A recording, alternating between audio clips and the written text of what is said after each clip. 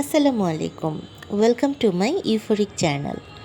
আজকে অফিস থেকে বাসায় ফিরেই মনটা ভালো হয়ে গেল।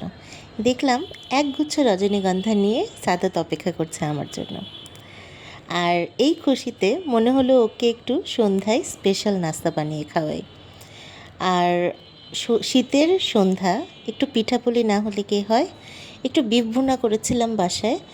ভাবলাম একটা পিঠা বানিয়ে ফেলি, এটা দিয়ে সন্ধ্যার নাস্তাটা হয়ে যাবে। তাহলে আমি আজকে বানিয়েছি নোয়াখালীর বিখ্যাত খোলাজালি পিঠা। এর জন্য আমি প্রথমেই চালের গুঁড়ো নিয়েছি 1 কাপ। এর মধ্যে দিয়েছি অল্প একটু বেকিং পাউডার, স্বাদমতো লবণ, সয়াবিন তেল আর একটা ডিম। এরপরে যেটা করলাম, আমার হ্যান্ড ব্লেন্ডার দিয়ে অল্প একটু কুসুম গরম পানি দিয়ে এটাকে ভালো করে ব্লেন্ড করে নিয়েছি। এটা আসলে হাত দিয়েই ফেটায় বা হ্যান্ড হুইক্স দিয়ে তৈরি করে, এবং বেশ সময় নিয়ে ফেটাতে হয়। তাহলে যেটা হয় যে ব্যাটারটা বেশ মানে উপযুক্ত হয় আর কি খোলাজালি পিঠার জন্য। কিন্তু আমি যেহেতু ইনস্ট্যান্ট তৈরি করেছি, আমি একটু কুসুম গরম পানি দিয়েছি আর হ্যান্ড ব্লেন্ডার দিয়ে ব্লেন্ড করে নিয়েছি। এতে আমার ব্যাটারটা বেশ ভালোই হয়। সাধারণত আমি যখনই বানাই দেখা যায় যে জালি জালি হয় বেশ সবসময় পিঠাগুলো।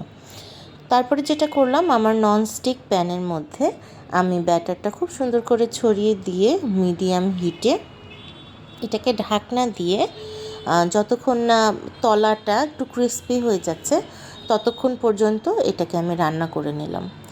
আর এই তো হয়ে গেল আমার খোলাজালি পিঠা। আমি জানি না অডিয়েন্সে যারা নোয়াখালীর আছেন তাদের পিঠার হয়তো ধারে কাছেও হয় নাই, কিন্তু এটাই হচ্ছে আমার শর্টকাট ফাঁকিবাজি নোয়াখালীর খোলাজালি পিঠা। ও সরি, নোয়াখালীর না, বিপাশার খোলাজালি পিঠা।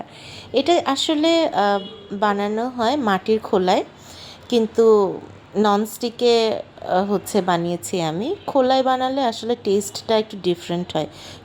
মাটির খোলায় অথবা যদি কাস্ট আয়রনের কড়াইয়ে করা যায় বা কাস্ট আয়রনের প্যানে করা যায়, সেটাতেও অনেক সুন্দর আসে অবশ্য টেস্টটা। তবে এটাও কিন্তু খুব একটা খারাপ হয়নি। শর্টকাটের মধ্যে ইনস্ট্যান্ট খোলাজালি পিঠা। থ্যাংক ইউ দেখার জন্য। পছন্দ হলে লাইক, শেয়ার অ্যান্ড সাবস্ক্রাইব।